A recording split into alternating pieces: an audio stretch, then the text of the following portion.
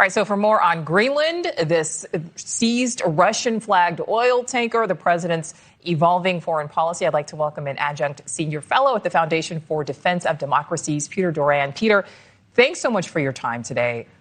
Certainly a lot to talk about. So let's start with Venezuela. Let's start with this oil. President Trump is now saying the U.S. will get up to 50 million barrels of oil from Venezuela. That's around 2 months' output to sell on the open market. The president saying that the revenue will be controlled by him.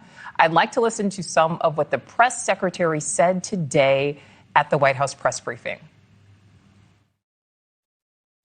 Well, as you saw, the president announced last night, this was a deal. This was a deal made by the president and his team with the Venezuelan interim authorities. This will benefit both the American people and the Venezuelan people.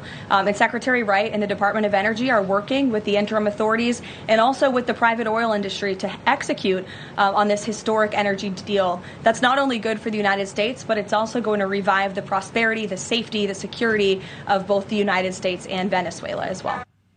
All right, so Peter, as Trump's oil and land ambitions continue to send shockwaves around the world, which also might be part of the strategy, what do you think this means going forward? Well, I think over the long term, Nicole, this is a net benefit to not just the United States, but anybody who needs oil in the world.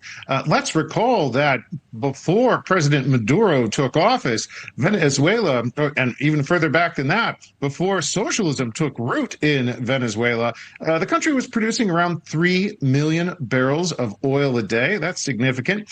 Today, they're only producing around 800,000 barrels of oil. As you pointed out, this sign of good faith by Venezuela only constitutes maybe 6 to 8 weeks of their production. I think it's a good start, but as in all oil transactions, these are long-term programs and projects. You have to think in those long-term perspectives.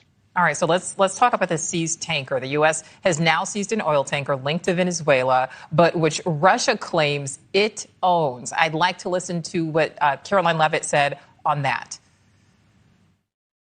The Department of Justice and the Department of Homeland Security, in coordination with the Department of War, did announce that seizure this morning for violations of U.S. sanctions. I've spoken about the enforcement of our sanctions policy at the podium prior to the new year, and this administration is going to fully enforce the sanction policy of the United States. All right, so Defense Secretary Pete Hegseth posted on social media, quote, "The blockade of sanctioned and illicit Venezuelan oil remains in full effect anywhere in the world." This is all still unfolding, but what do you think this means for our standing in the world if these seizures continue?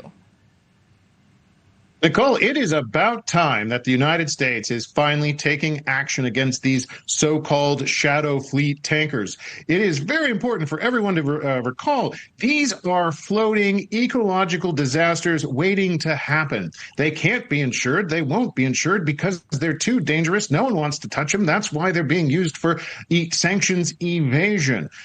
We have been arguing in the West that the United States needs to be more aggressive against these shadow tankers, which are designed to evade our sanctions. And what we've seen in the last 24 hours is welcome and needed because it puts muscle behind America's economic sanctions, and that maximizes President Trump's leverage over Venezuela, Nicole. Only about 15 seconds here, but Peter, are you concerned at all about possible Russian retaliation? Not at all. In fact, it shows the Russians made a terrible mistake by trying to use a submarine to defend an oil tanker against a helicopter. There's not much the Russians can do except send an angry letter. All right, Peter Doran, thanks so much for your time. Really appreciate it today. We'll be right back.